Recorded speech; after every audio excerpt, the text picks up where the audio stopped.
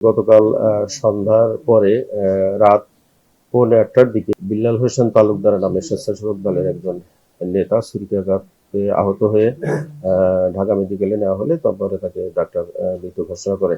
তো এই ঘটনার প্রেক্ষিতে এখনো পর্যন্ত কোনো মামলা হয়নি। তো যতদূর জানা গেছে যে সেইখানে আনারকলি মার্কেটের সামনে এই নিহত বিল্লাল হোসেন তালুকদারের ভাগনা মোবারক হোসেন আকাশের সাথে কিছু লোকের তর্কাতর্কি এক পর্যায়ে সংবাদ পেয়ে অথবা তাকে সংবাদ দেওয়া হয়, তিনি সেখানে আসেন এবং সেখানে যুব দলের একজন নেতাও ছিলেন, তার নাম হচ্ছে দিদারুল ইসলাম বাবু, তিনিও সেখানে ছিলেন। তার সাথেই মূলত ঝগড়াটা শুরু হয়। বাকবিতণ্ডার এক পর্যায়ে তাকে ছুরিকাঘাত করা হয় এবং তার প্রেক্ষিতে মেডিকেলে নেওয়ার পরে তিনি নিহত হন।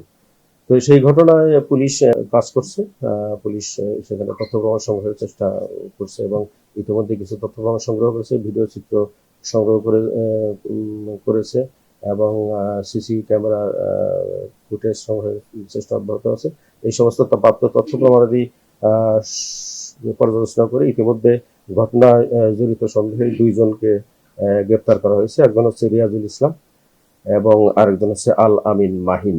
এই 2 জনকে গ্রেপ্তার করা হয়েছে এবং অন্যান্য যারা জড়িত আছে তাদেরকে গ্রেপ্তারের চেষ্টা অব্যাহত আছে।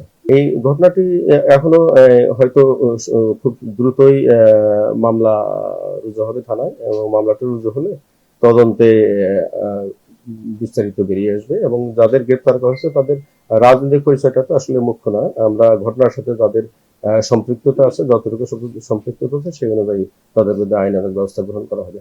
তবে এর মোটিভটা তদন্তের পরেই জানা যাবে। না, সেটিও আমরা এখন পর্যন্ত জানতে পারিনি। বিভিন্ন সময় বিভিন্ন জায়গা থেকে, উৎস থেকে বিভিন্ন তথ্য পাওয়া যাচ্ছে। তবে তদন্ত পরে এর বিস্তারিত জানা যাবে। সেটি আমি বললাম ইতিমধ্যে যে রাজনৈতিক পরিচয়টা এখনো আমাদের কাছে স্পষ্ট না।